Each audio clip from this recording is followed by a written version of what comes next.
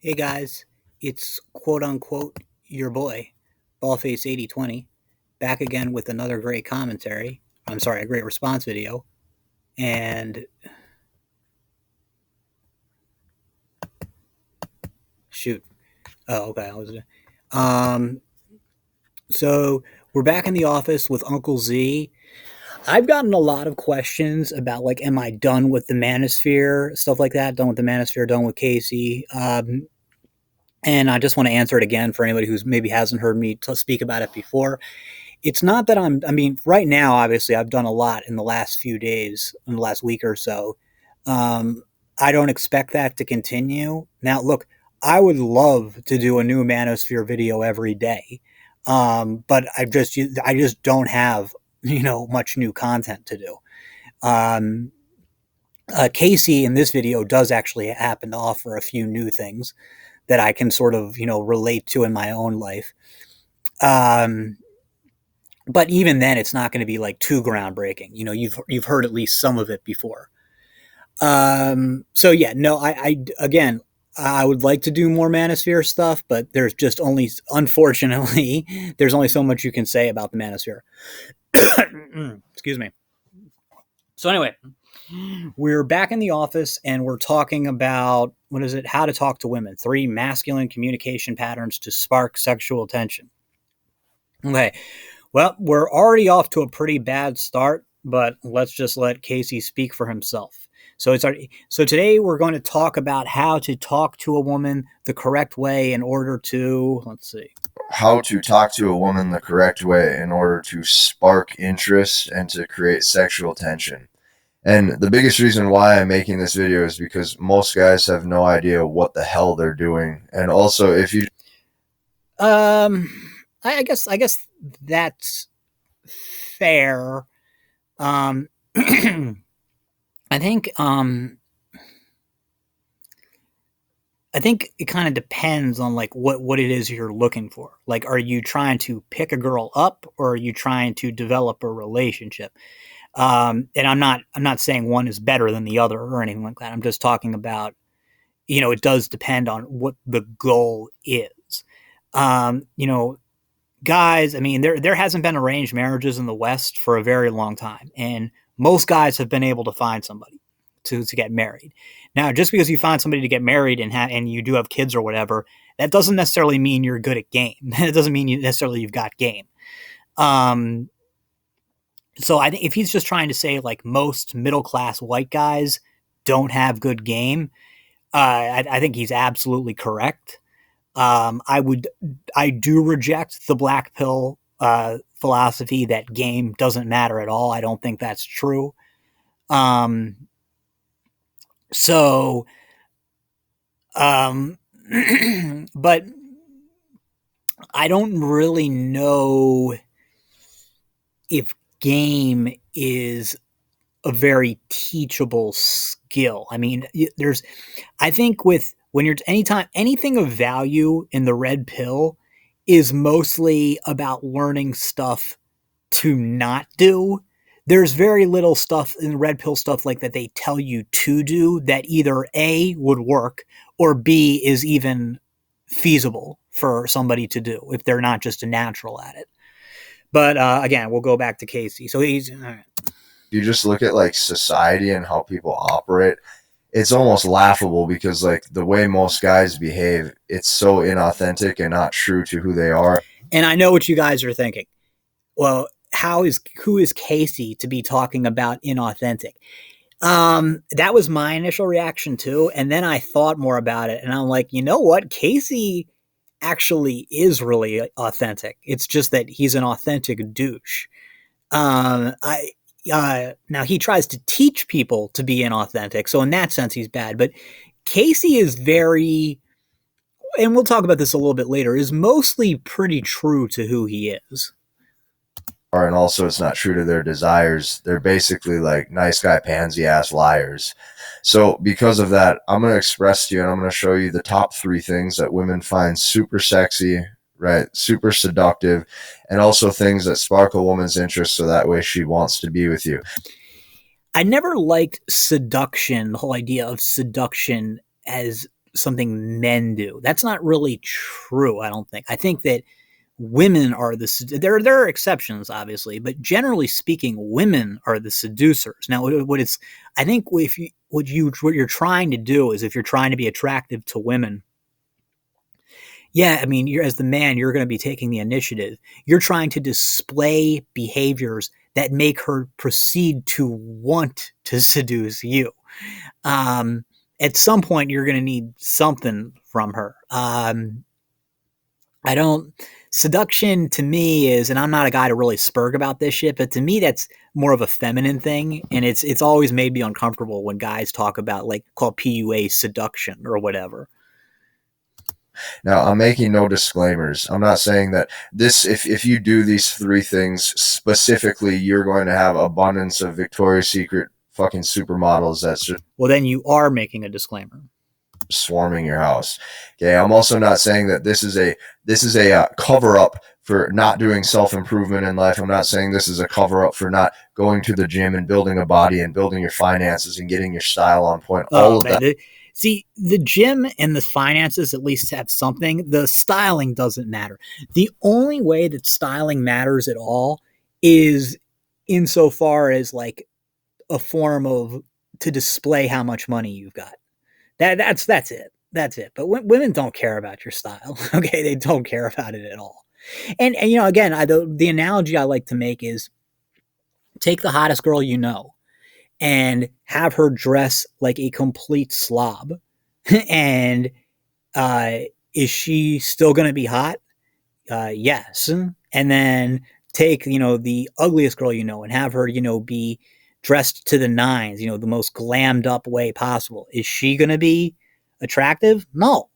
Now, granted, those are both extreme examples, but for the most part, it just doesn't really matter. Like there's no makeup for guys, so there's nothing you can do on that front. Well, unless you're in South Korea or you're gay or you're like super metro. But generally, makeup's not going to help because for guys, you know, most guys, even gay guys, usually don't use makeup. Um, excuse me, but for styling, yeah, again, the only thing with style, like it's not even that it's 100% useless. It's just 99% useless. If you have a good head of hair, growing it out and styling it properly can improve your attractiveness. That's true. Most guys don't have that, you know, especially as they get into their 20s. They don't really have a great head of hair. That's kind of the source of the get a haircut meme.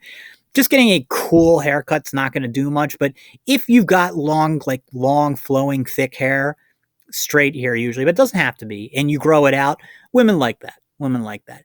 There are some guys, and then there's some guys who do look better with like really short hair, but that's a minority. You need a special skull. You need the right skull shape to pull that off. That is so important too. But when it comes to the Oops, one an thing ad's that you coming can up. control this second, that What do you want? Oh, this shit again. Want a job that I don't hate? Well, if you didn't hate it, you wouldn't Maybe get something paid. that that's what I want you to take away from this. And what you can control this second, okay, that doesn't take years and years and years and years of work, is exactly how to speak and how to talk. And if you do these three things the correct way, you're going to have a lot of women who actually like you and want to be with you. No, not true. So in order to dive into this, you have to understand one thing straight up. What is a man's superpower? None. No, men don't have superpowers. No mortals have superpowers by definition. Okay, modern guys are so weak, like they have no idea what a man's superpower actually is. I do agree that men in the contemporary West are a bit soft. I think there's a lot of people who've noticed this. That particularly, I think Gen Z seems particularly soft. And now this doesn't apply to all men, and it certainly doesn't apply to all Zoomers. I do think that's true. I don't know if weak is really the right word. Um, is I mean,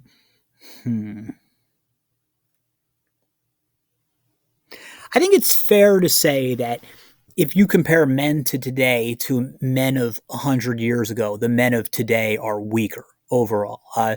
Again, very broad statement. Certainly there are exceptions. Strength is kind of it depends what you mean by strong and weak. And even then, there's multiple reasons for it. I mean, Casey will have some spurg bullshit reason. I think there's a kernel of truth to what he's saying. I don't think that's something women really care about. If a man is strong or not. I mean, there might be a little bit of care about whether the guy is physically strong, but men today are as physically strong as they've ever been. I mean, now in the middle age ones probably not because it's so cause, but the young guys today, you can just see, what's happening in football and basketball and stuff, and soccer and tennis and baseball. The athletes are. I wouldn't really say that they're getting bigger, faster, and stronger still. I know that people say they keep getting bigger, faster, and stronger every year. That's not really true. I would say that you kind of hit the peak about 10 years ago. And, but I would say that they're certainly as big, fast, and strong as they've ever been. Your superpower when you speak is the ability to be direct and bold with your intent.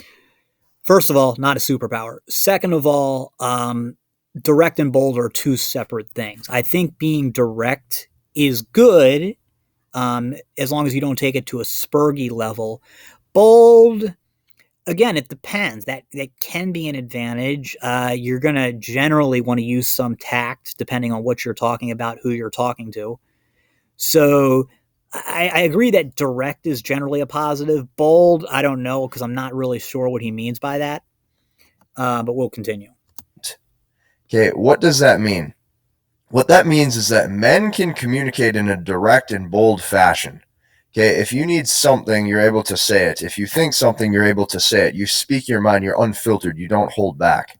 Okay, women find this very arousing and very No, they don't. I would say that women find it kind of weird and off-putting. They know that they definitely don't want you to talk. Generally, there's times where they do want you to be direct and forceful, but I don't think women know how guys talk to each other, and they don't relate because it's not the way they talk to each other. Just kind of like us. Like, do we find that the way that women talk to each other sexy? No, we find it retarded because it is. But as retarded as it may be from a logical perspective, it does make sense because that's just the way they're wired. And you guys know what I'm talking about. If you've ever heard like two women talk to each other, unless they both have Asperger's or something, they'll talk. They engage. I remember in college we had a class about this, and it said, and again, generalization, but it was said, men engage in report talk, women engage in rapport talk. And the teacher who was a woman herself, and she was saying, like, if you notice, this is like how like men communicate. It's very subject oriented, like very subject or object oriented. Like when men are speaking, it's always like, even when a guy, not saying that there aren't guys who just have conversations for its own sake. There are plenty. Some guys are very conversational, but it's always kind of like about something. Whereas women, it's not what it's about is almost immaterial in their talk because they're talking as for them, communication is not for them. They don't necessarily talk. Again, we're being broad here, but they're not necessarily having conversations for the purpose of exchanging information. The purpose is kind of the conversation itself. As for men, the conversation is kind of a means to an end. Again, super broad. Not all men are like that. Not all women are like that. And even beyond that, it's not like men don't just have conversations for their own sake.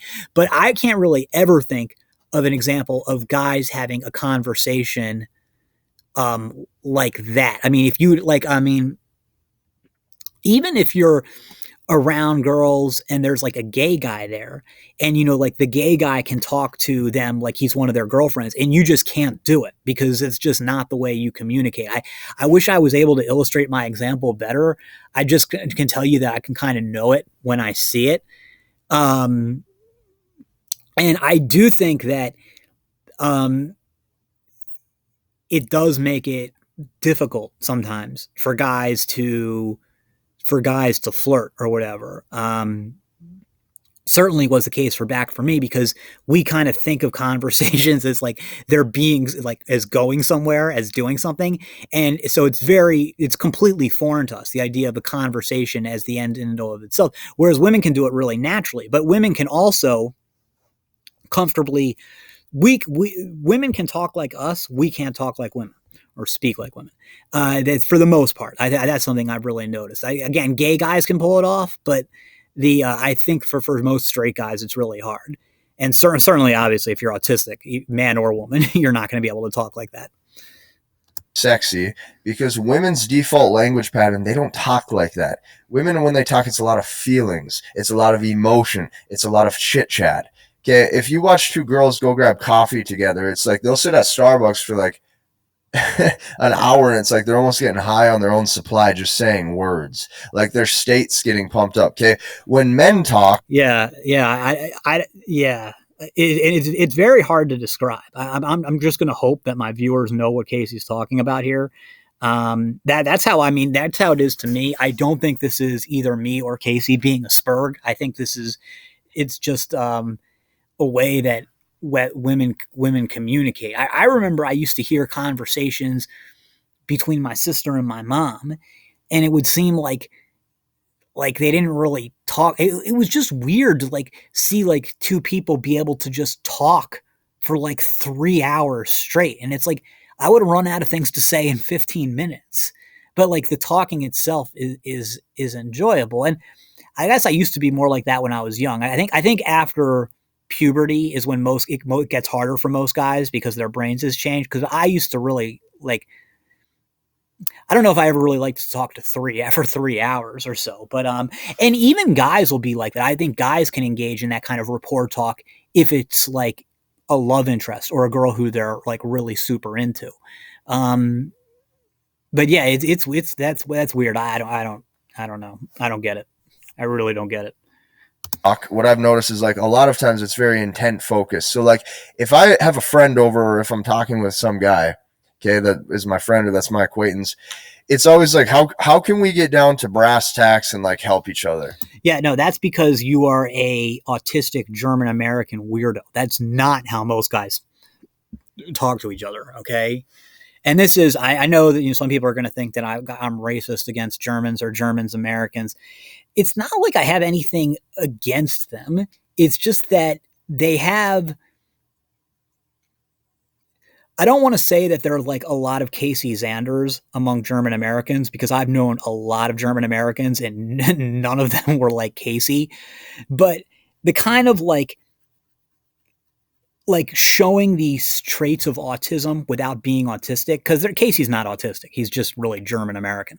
I'm assuming guys in Germany aren't actually that aren't like that, but it is kind of pretty common with German Americans, especially here in the Midwest. And I know Casey's in the plains, but still, you could probably put Swedes and the Dutch in that same category.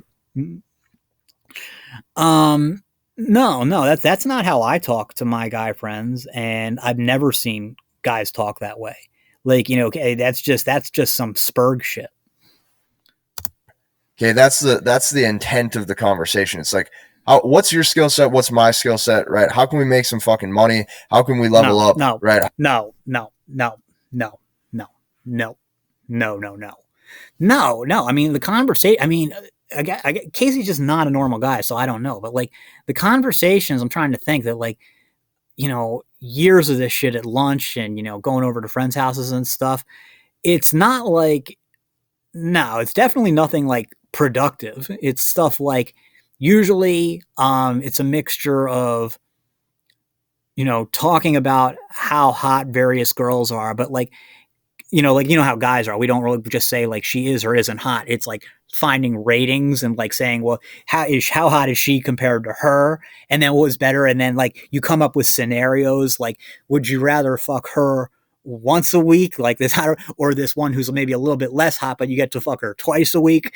Or then like rating different types of fast food, rating different types of candy bars, saying various things about like different sports things, telling stories and stuff like that.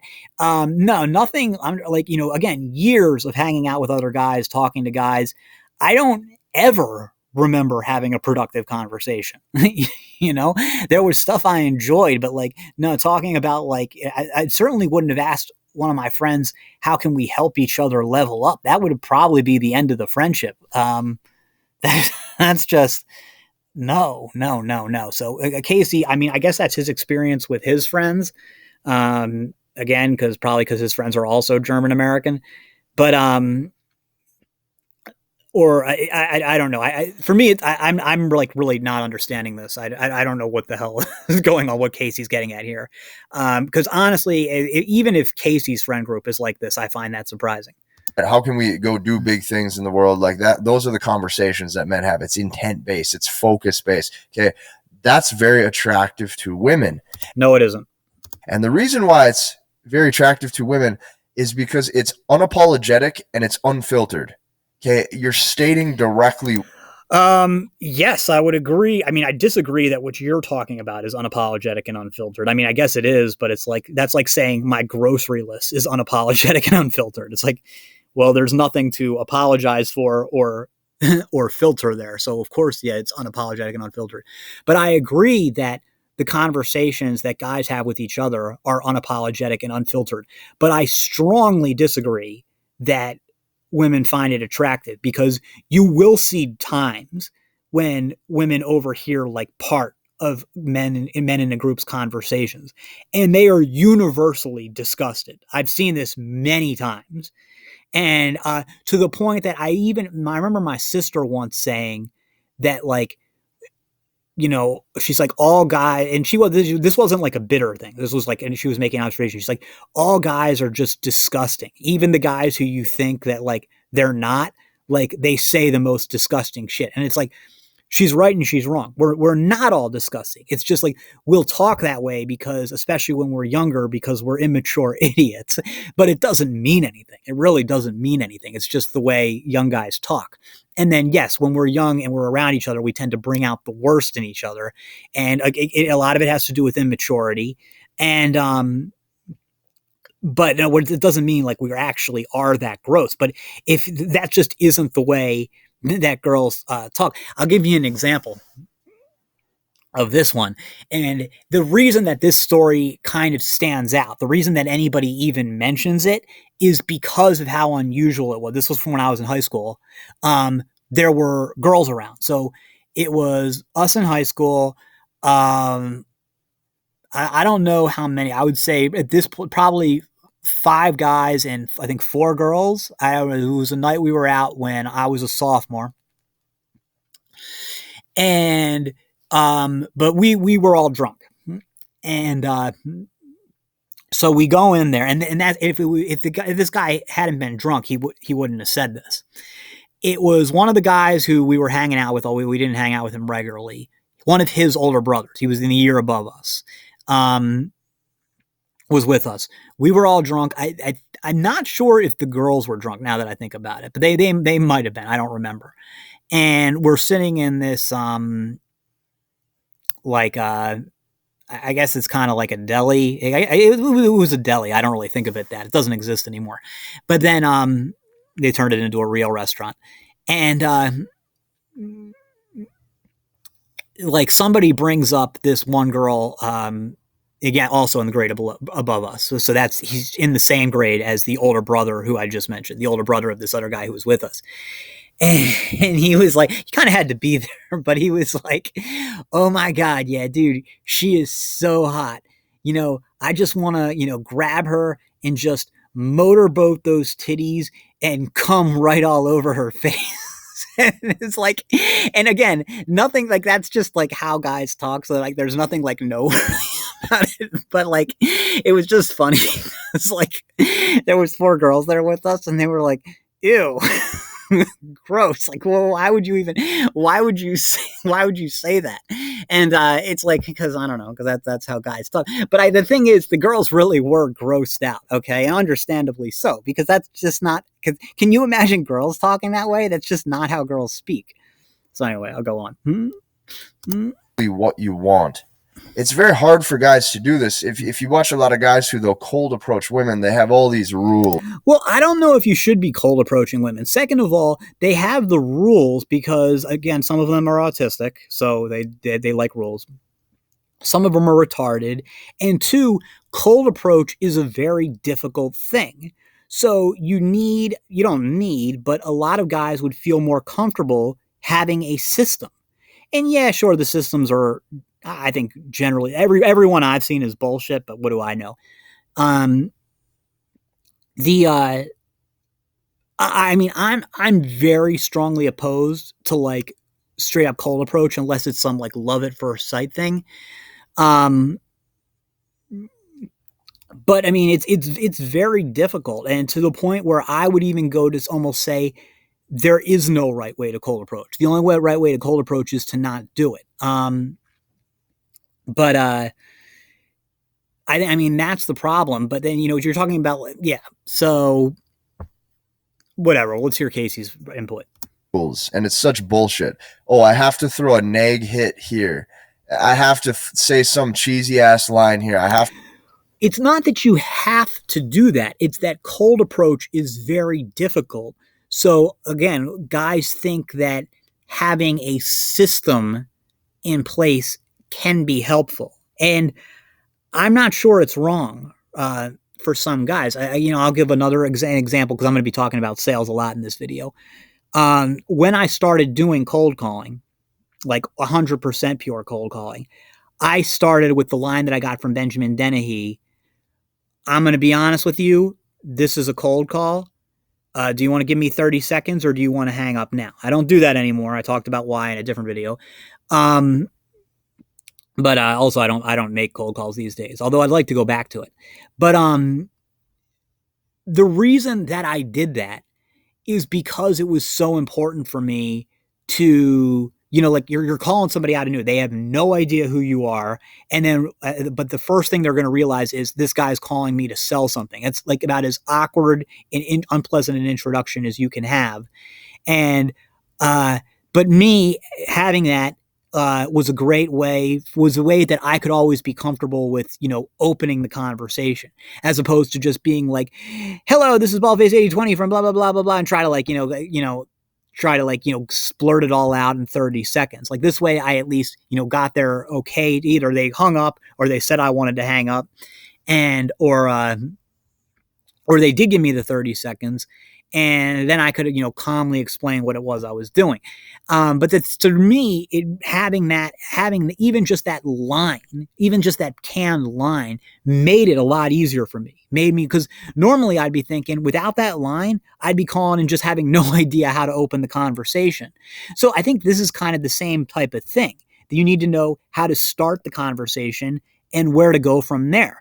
If you want to do cold approach, not as important if it's not cold, but I think guys who are doing it feel more comfortable with the system. And then maybe you do it enough times, you learn what works and what doesn't, and you can either alter it or get rid of it altogether, depending on what works and what doesn't work for you.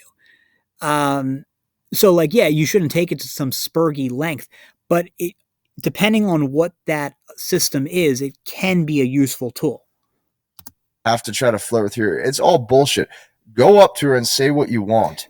No, don't do that. Don't do that, because they've done this already. That guy, I don't know if you guys remember from way back. You guys probably wouldn't remember. You're too young. But there was this, this guy who he was picking up college girls with lines from Fight Club.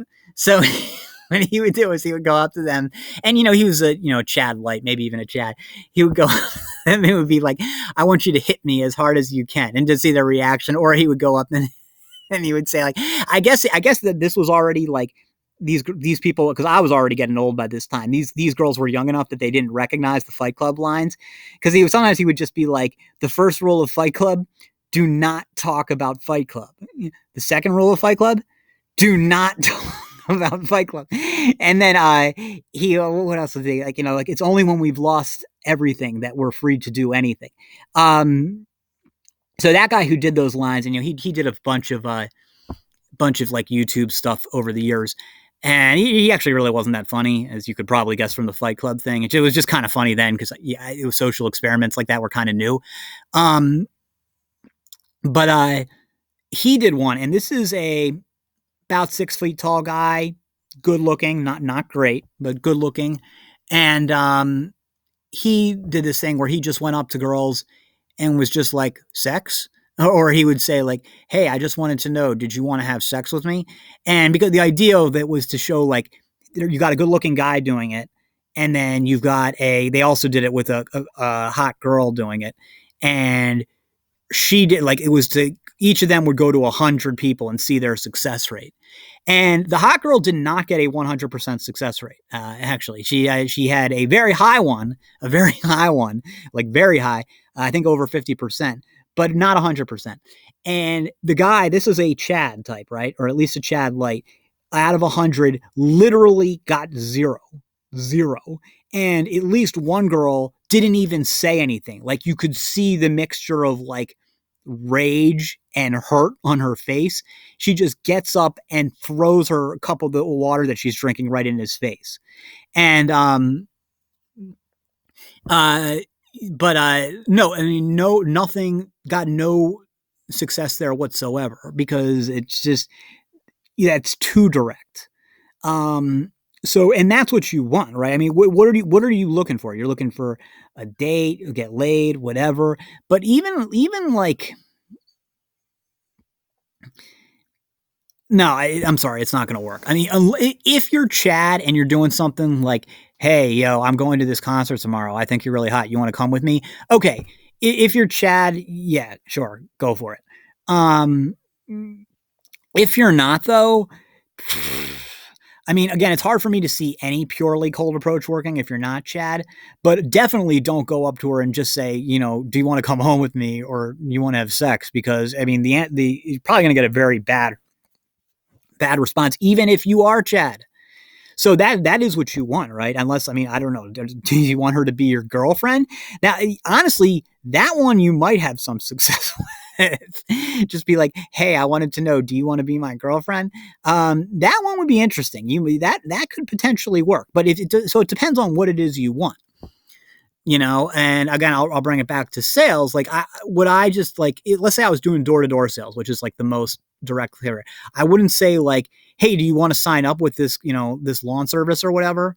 Because that's as direct as you can be, but it's not getting there. So, I mean, I agree to be direct, but don't be 100% direct. Now, Casey, in defense, Casey isn't saying to take it to that autistic stance, but I'm saying that you can't just, like, he's making it seem like go up there and just say what you want. And it's not that simple necessarily.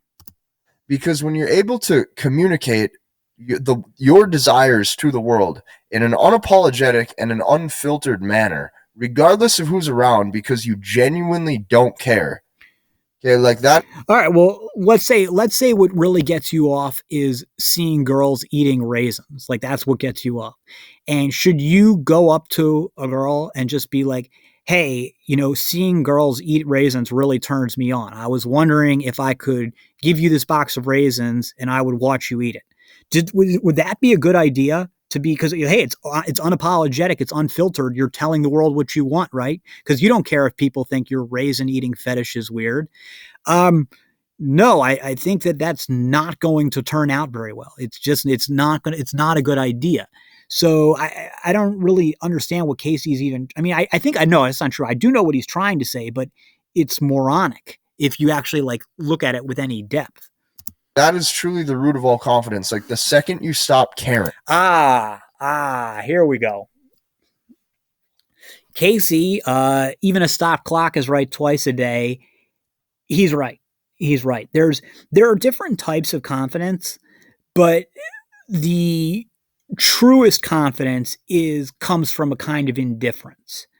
And because I feel like not just so much more confident than when I was young, but so much more confident than I was a few years ago. Now, even when I started making these videos, um, so in 2019, so over 3 years at this point, or 2019, over 3 years of this stuff at this point, and I'm so much more confident than I was then, and the only reason is from the only thing that's changed is a kind of indifference, in a indifference mixed with maybe with some fatalism, but even the fatalism isn't really as big a deal.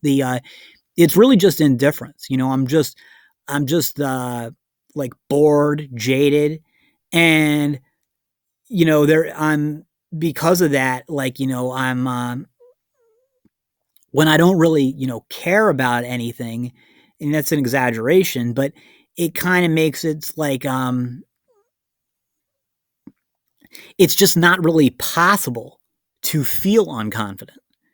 It's kind of like confidence is the natural state. It's your confidence is only disturbed when you start valuing things and like trying and clinging to things outside of your control or whatever and stuff like that. And this is why you'll see sometimes like people who are really talented, smart, athletic, or I guess that would be under talented, or athletic, attractive, whatever, or have high status, can often be extremely insecure. And, it's because it's like the more you have, the more you have to protect. So you become more insecure of like this is stuff. But when you feel like, either it doesn't matter or you just don't care or it doesn't belong to you, like that's how you have that's how you truly are comfortable in your own skin. And that will make you confident. It just won't make you confident in a way of like The Rock or in a way like, Jack Nicholson, like where you feel like you can just like are confident enough that you could, like if you ever see Jack Nicholson when he was young in the movie Five Easy Pieces, where he just kind of like, hulks out in a diner. And like even now, like even if I wanted to do something like that, I couldn't because, it just, well, I mean, it just wouldn't fit my personality or anything. But that's the kind of sort of like macho, aggressive confidence. That's different. That's different. That doesn't just come from not giving a fuck. Often those people really do give a fuck. I mean, obviously, if you didn't give a fuck, you wouldn't get angry that way. And then some people might get it just like because they're the type of person who, when they get mad, they just, lose. I mean, I've definitely seen that type of thing. Um, so, but I think, but yeah, so I think that's the important point is different kinds of confidence. Now, when people talk about what women find attractive, okay, uh, again, I'm gonna go away from the black pill thing a little bit here and say that in certain situations, from certain guys, some women will find that kind of macho confidence very attractive, very hot. That's if you're familiar at all with romance novels, that's the kind of stuff they do. Like have the confidence to just grab her, kiss her without asking, do this. I mean, I don't need to draw a picture for you. I think like the whole romance genre type thing, or like, being some kind of badass in a movie type thing, stuff like that. Is that going to do it for every woman? No. Is that going to do it for a woman in every situation? No. Is she going to necessarily find that endearing coming from every guy? No. However, a lot of women are going to find it attractive from certain guys in certain situations. Very attractive. That kind of confidence, I don't really think you can develop. You either have it or you don't. You can kind of be put in a situation where it gets unveiled, like, and you actually kind of had it all along, but that's about it. Can you train yourself to be that way? I really don't think so.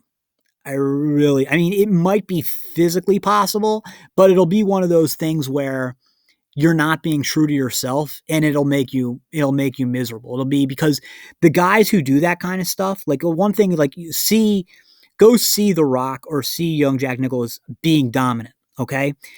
Not only are they being dominant, but it's effortless for them. You can see it's effortless. And if it's not effortless, it's not going to work. And if it's not effortless, you're not going to be able to sustain it because nobody can sustain effort. Effort is something that, you do in spurts. Everybody does it in spurts, even relatively hard workers. You can't sustain it 24/7. So, yeah, Casey's just wrong and I disagree with him, even if there is a tiny kernel of truth into what he's saying. Oh, also, I don't think two things. One, I don't think Casey's confident. I think he thinks very highly of himself, but I don't think he's confident. And two, the second you stop caring, Casey cares a lot. Casey's very vain about his appearance, and he cares a lot about how other people see him. Now, he doesn't care about how people like me think of his videos. I mean, he's got a lot of haters out there. He knows it. He dismisses them. Absolutely, though, he cares that he's seen as a success by society, that he's not seen as a loser or whatever. And he certainly cares about how he competes, how he matches with other guys in terms of how attractive he is towards girls. He cares a lot about how attractive women find him. How whoever his current girlfriend is sees him, that means a lot to him. And, probably like how his friends or friend groups see him, how others see him, is he a success? That's something that means a lot to Casey. Not necessarily a bad thing, but don't promote not caring when you clearly care a hell of a lot. The second you genuinely don't give a fuck about what she thinks about you or the other people are around, you will finally get the girls that you want. No, not true. Not true. Absolutely not. Because, like I said, so like for me, there's been a pretty big difference. And you guys can go back to the earlier videos, and I think you can even see it in them. It's very clear to me, at least, maybe not to you guys, I don't know, that I'm a lot more confident than I was back then. And I know I don't have all my earliest videos, but still. And, like, okay, yeah, sure, I'm 3 years older, so I admit I do look a little bit worse, but A, it's not like I looked great even then, and B, it's only a little bit worse. Come on, it's only a few years. I really don't look that old for my age. And there has been zero difference in how women respond to me. Absolutely none. Absolutely none. It's not like I don't ever see any attractive girls. I do, or even some not so attractive ones. I see girls. I got no interest before, and I get no interest now. Absolutely not. So the fact is, and because I remember, and I even talked about this in an earlier video, being like, I'd see these young hot girls and I'd feel feelings of resentment for them. Like, be like she, I mean, like to me, to her, I might as well not even exist. To me, I think she's really hot. So she's kind of got like, there's a power imbalance. Like, I want to, I want to hit that. And she doesn't even, she probably doesn't even realize I'm standing here. So there's that power imbalance. And, as I've gotten older and kind of like lost interest, so to speak, or at least, to a large extent have like lost interest and, kind of over it. I don't know if lost interest is probably an exaggeration, more of just kind of don't have nearly the same level of interest, because again, this comes with age, unfortunately. Everything's just more of the same. You'd think like, so not only am I more confident, but I'm also just genuinely not as interested. So you'd think, and even me, I think subconsciously, I probably thought like, well, women are going to be more responsive to me now, right? Because they're going to be able to detect that I'm really not that interested, and that's going to be attractive to them. I didn't explicitly have this thought in my mind, but I guess when I thought of it, I just I subconsciously got in there from all the years of reading red pill stuff. I don't know. And I can say absolutely no, that has not happened at all. There's been no difference, no change, not even like the tiniest, subtlest change. Like even if I really looked for it and tried to see something that wasn't even maybe there, no change whatsoever. Absolutely none. So, I think, no, this is, it's just wrong. It's factually incorrect. Well, Oops.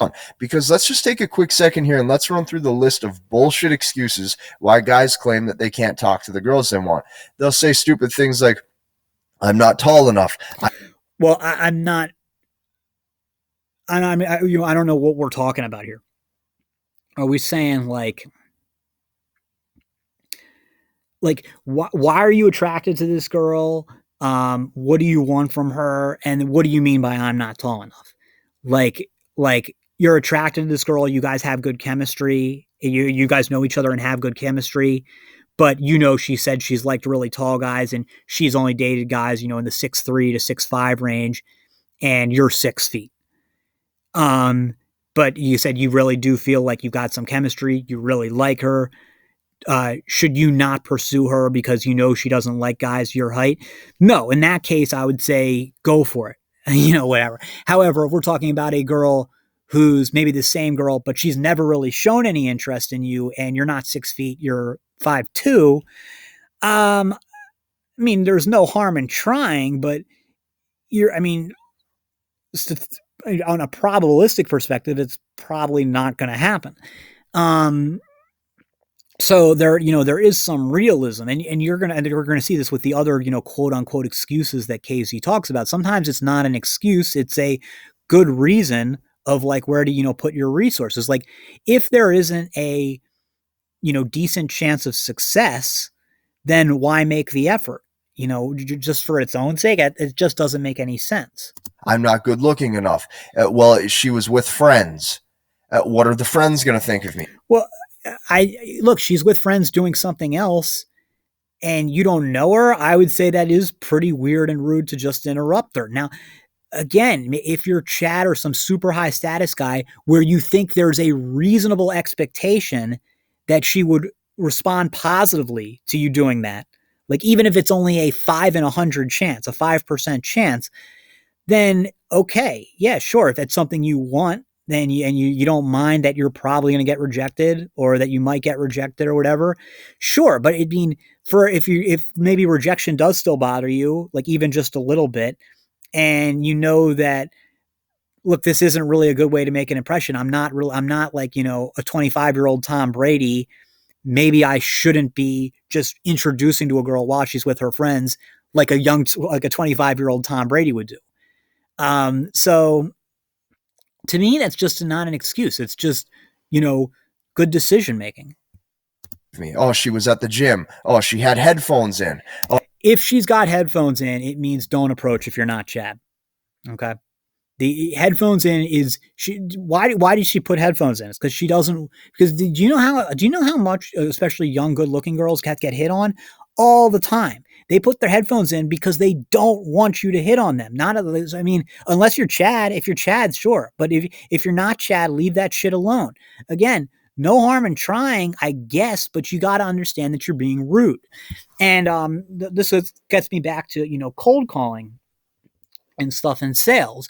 One thing that I had to accept, why I was so uncomfortable with cold calling was not just the rejection, because you get over that pretty quick.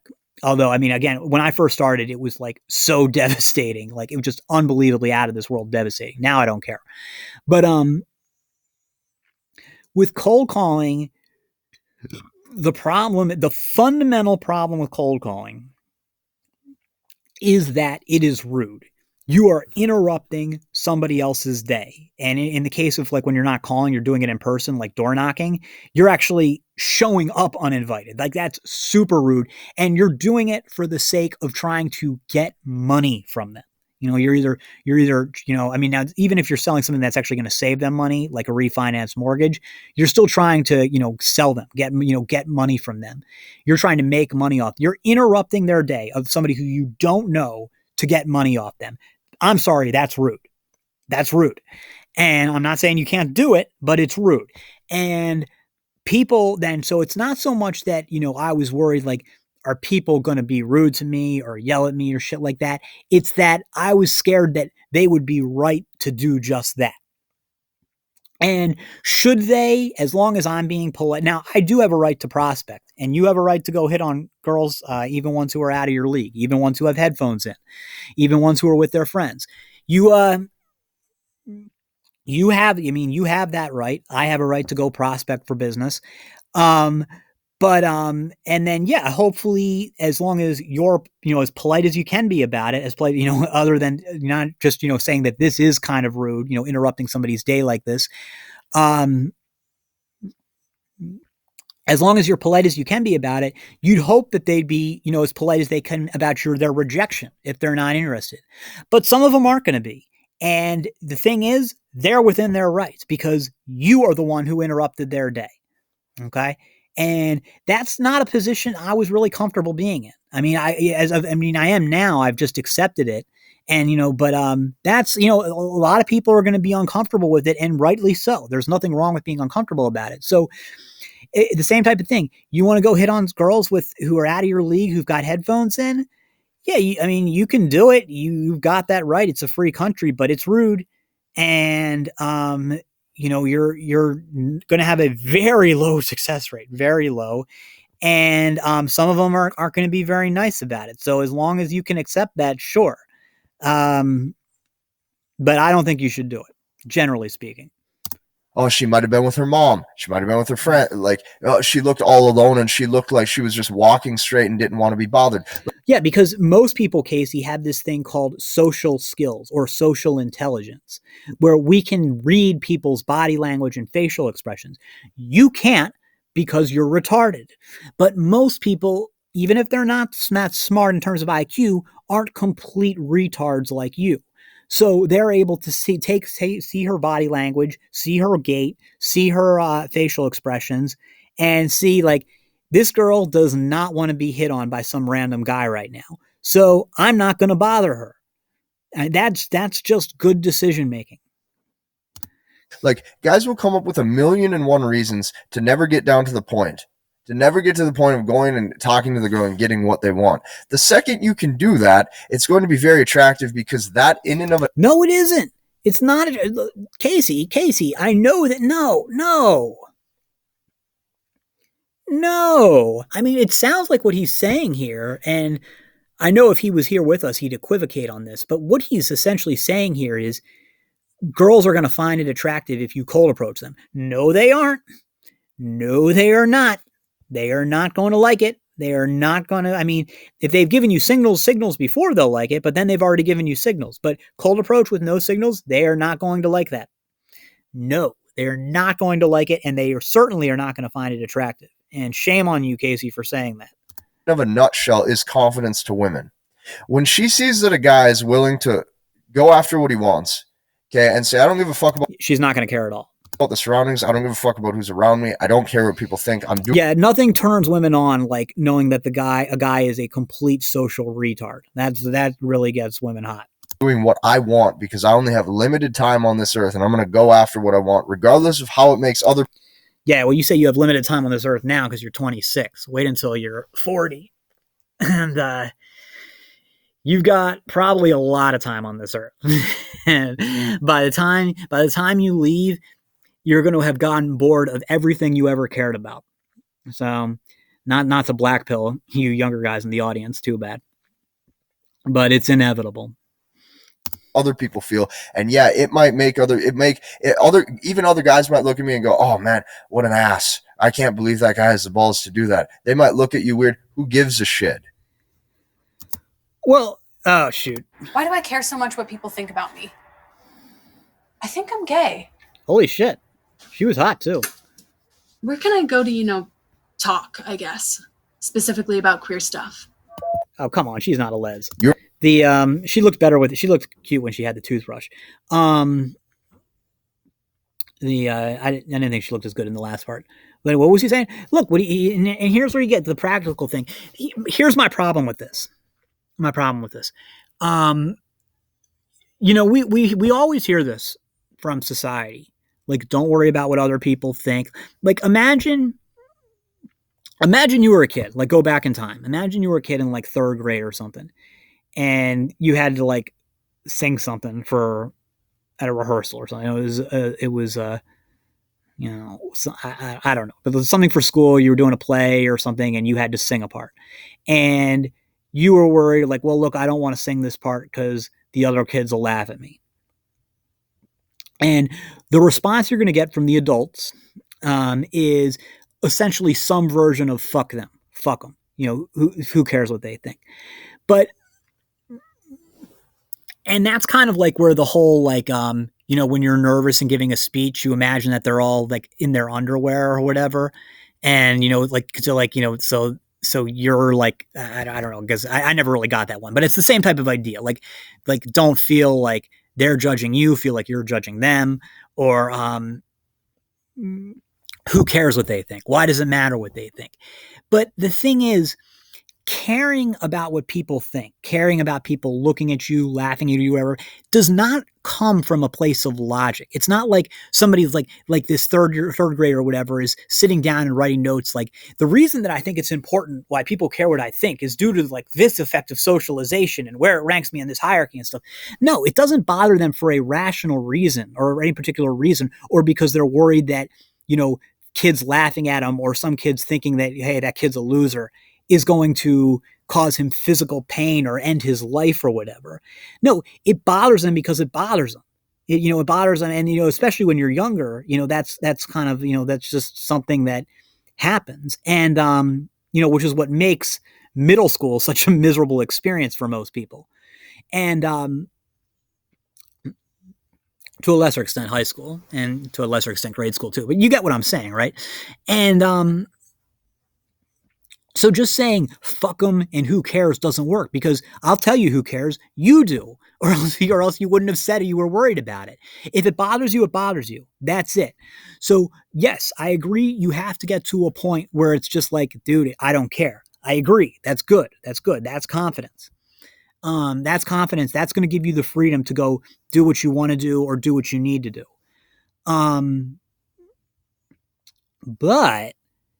But there's a lot more to it than just saying, just say fuck them. I mean, I think that's really bad advice, actually. If it's something like, for somebody who's starting out or whatever. Like, we'll use Casey's example. You're going to go hit on some girl in a crowd. You don't want to do it because you're worried she's going to think you're a loser. She's going to reject you. Her friends are going to think you're losers. And the other guys around are going to be like, dude, what a faggot. Something like that. Look, if it bothers you, I mean, look, don't do it. Don't do it. Don't go cold approach random girls. It's not a good idea unless you're chat.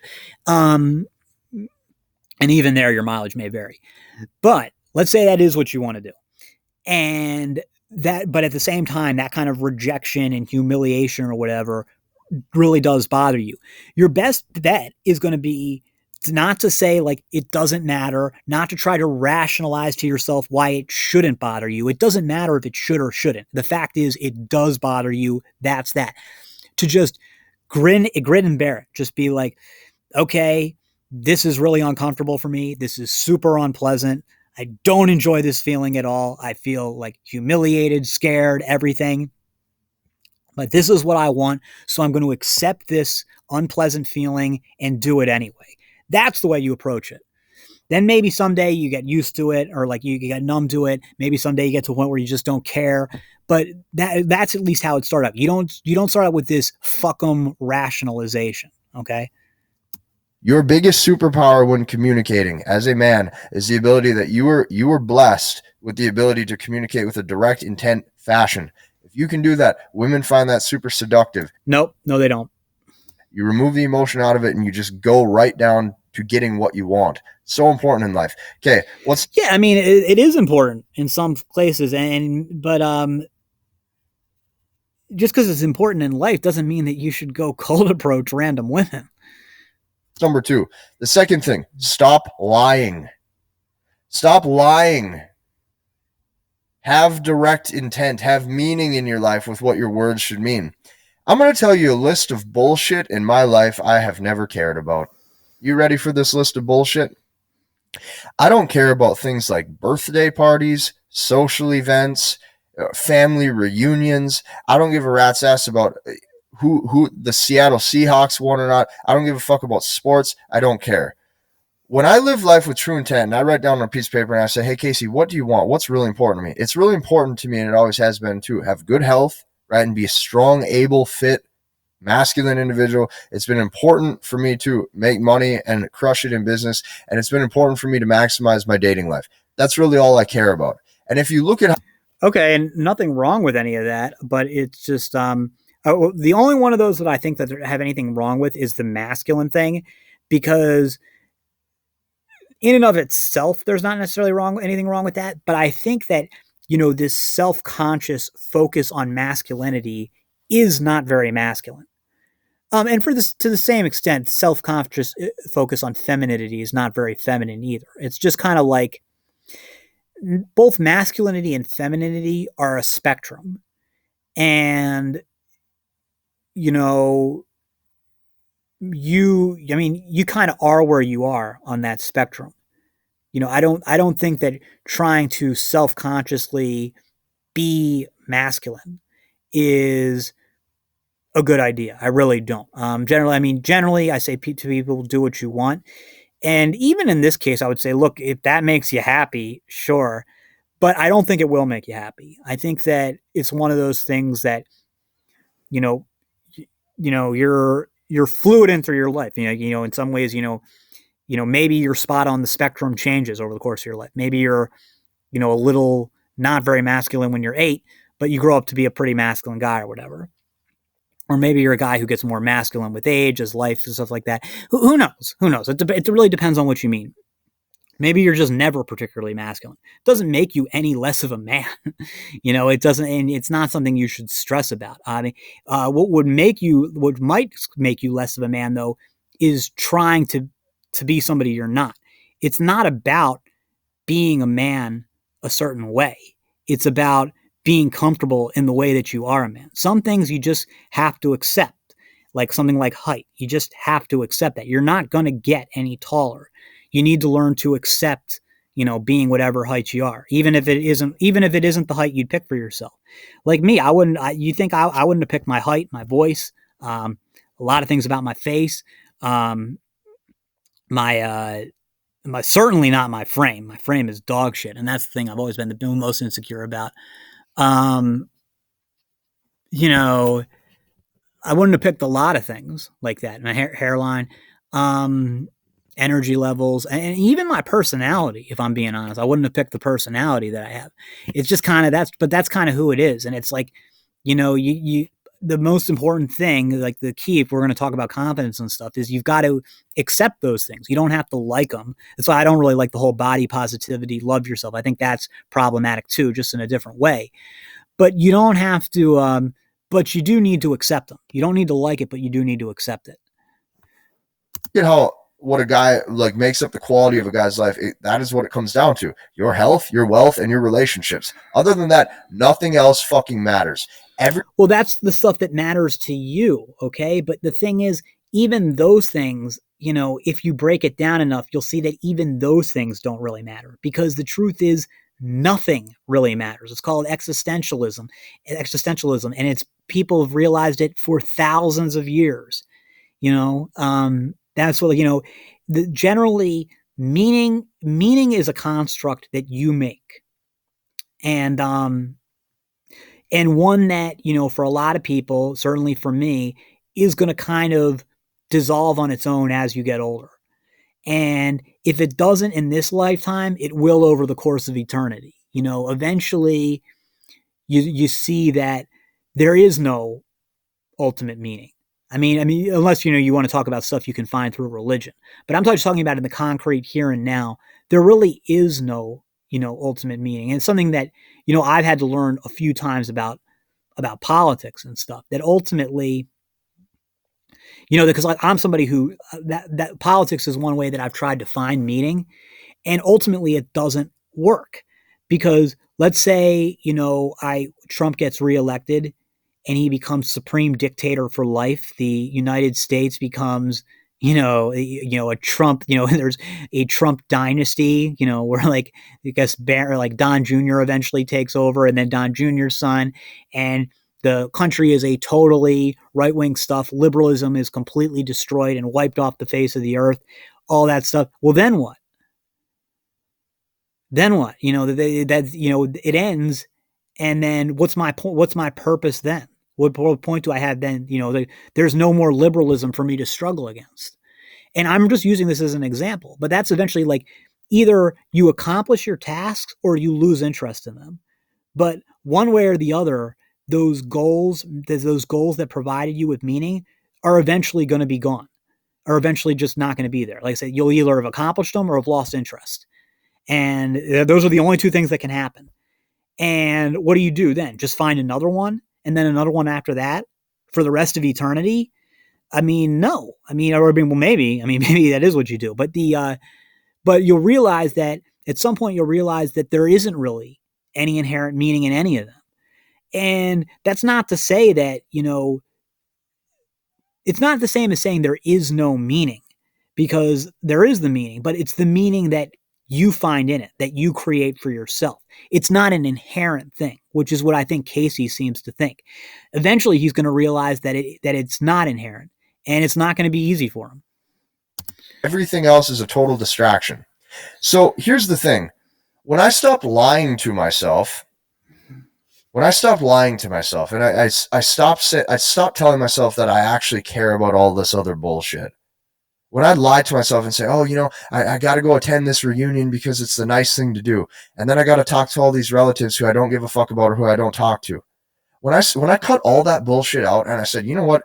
Every minute of the day, I'm only doing what I want. I'm only doing what I want to do. And I'm not going to lie about a single thing. When I started doing that, do you have to understand like how freeing, how liberating that is? Yes, being a selfish asshole is very freeing and liberating. I get it. And maybe I'm not one to talk, given how much I complain about stuff like going to weddings and Thanksgiving dinners and stuff. But the difference is for me is it's not that I don't care about those things per se. It's that I actively hate doing them.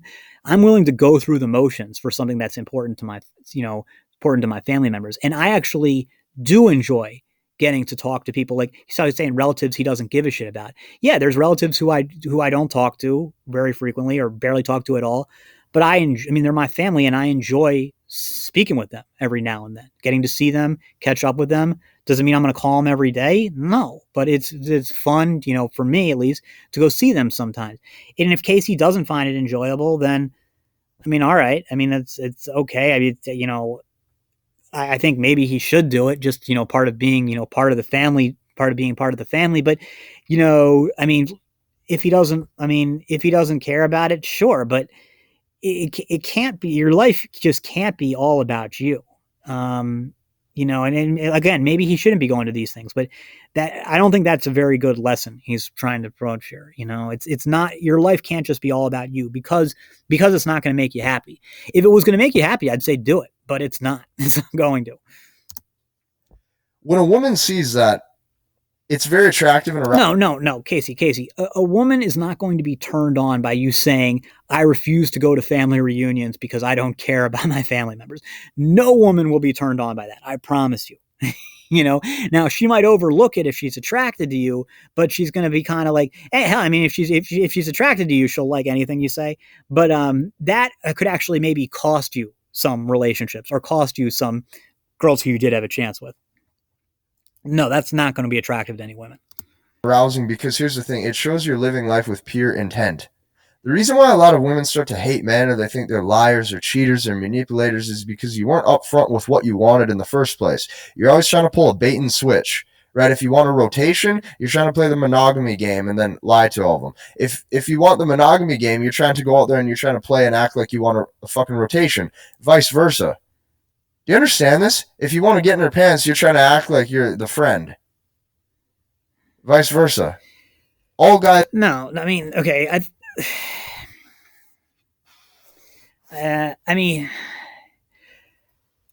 I think he's right about like when women say stuff like men are trash or, men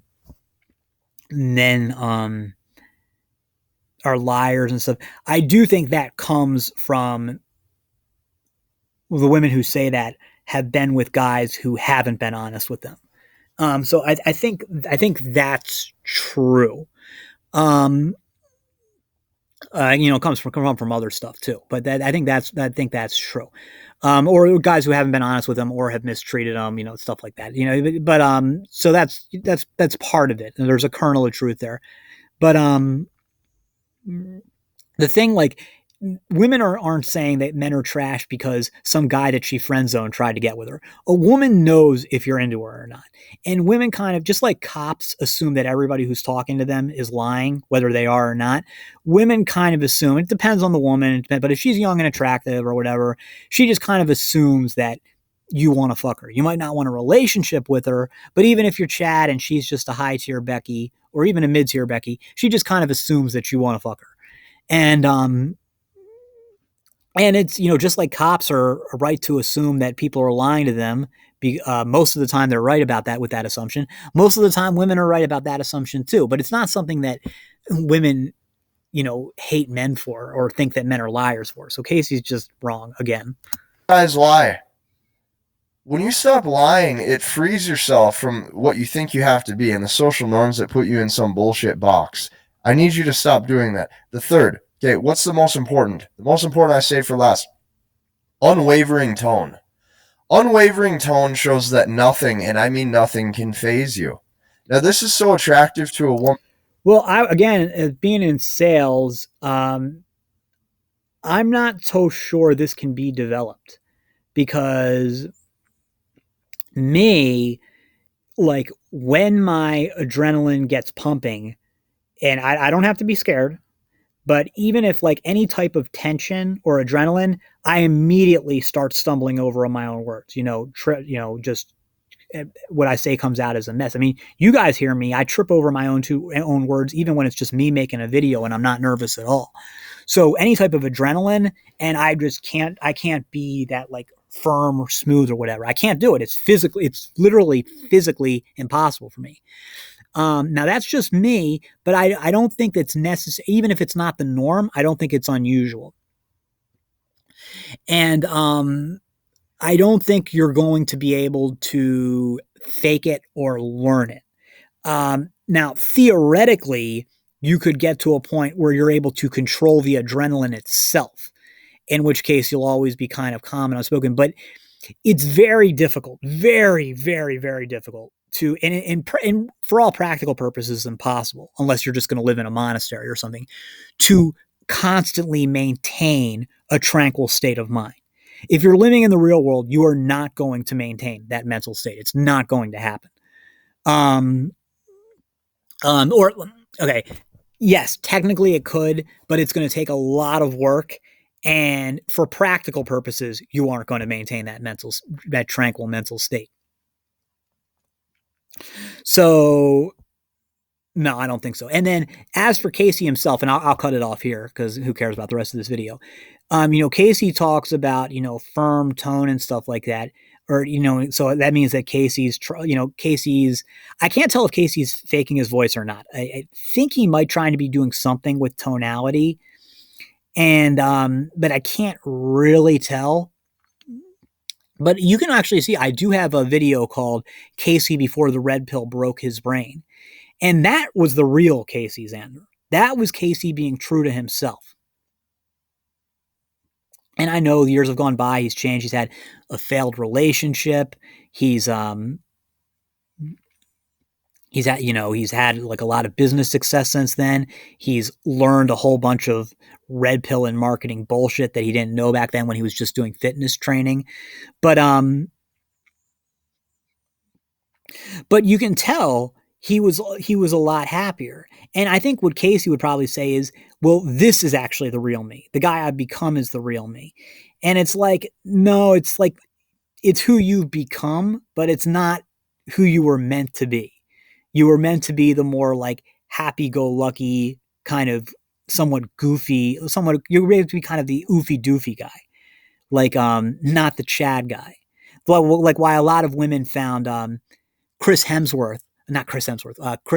Pratt more attractive when he was a fat slob in Parks and Recreation than when he was the Chad that he's in movies now, because the oofy doofy Chris Pratt was the guy who he's meant to be, you know, not this sort of Chad thing that just doesn't work with his personality or even really his phenotype or phenotype's not the right word, even his physiognomy. So, and with Casey, it's the same thing. That's all for now, and I'll see you guys in the next.